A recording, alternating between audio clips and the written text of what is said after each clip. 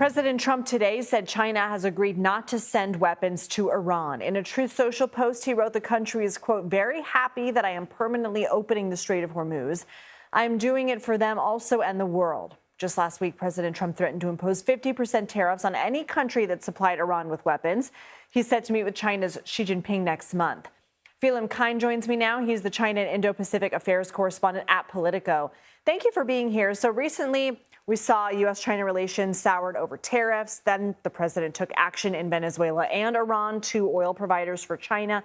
Now we have the U.S. blockade of the Strait of Hormuz. We know China gets 40% of its oil from the strait. How does this impact them? Oh, this is a real, to put it mildly, it's a serious inconvenience. I mean, what the Trump administration has done since the beginning of the year is target two of China's biggest oil producers and suppliers by taking out the Maduro regime in Venezuela, and now its attack on Iran. So, this is not existential for China. China has huge oil reserves. It's able to pivot to source from other suppliers, including the U.S. It's going to buy oil from the U.S. But it's an irritant, and it's an irritant that the relationship doesn't need as they gear up for what is this long anticipated summit that's supposed to take place next month.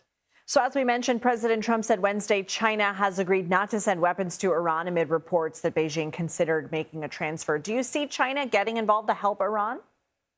I think it's so I find that Truth Social post has numerous sort of dubious assertions, and the Chinese government, whenever it's asked about weapon sales to anyone, any country, it says it abides by international law.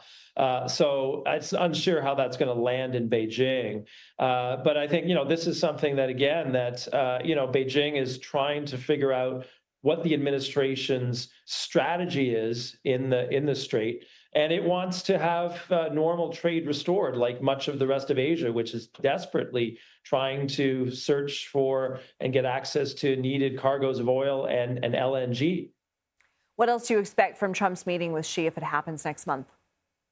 Well, this for Trump, this is a really important meeting. I think that's the timing of the Truth Social post is interesting because there's more whispers around Washington that maybe they're going to have to put off the summit because neither leader wants to have this red carpet diplomatic fiesta with a split screen of U.S. action against Iran.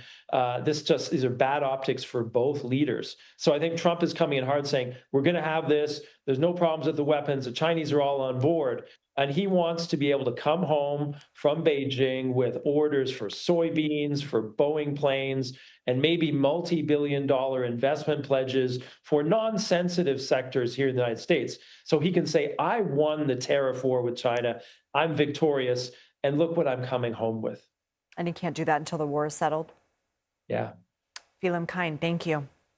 Thank you. A quick programming note, we will have a special edition of the Daily Report tomorrow night. From gas prices to airline fees to mortgage rates, we're going to take a deep dive into how the war is affecting your wallet. The Daily Report setting it straight streams tomorrow at 6 p.m. Eastern right here on CBS News 24/7.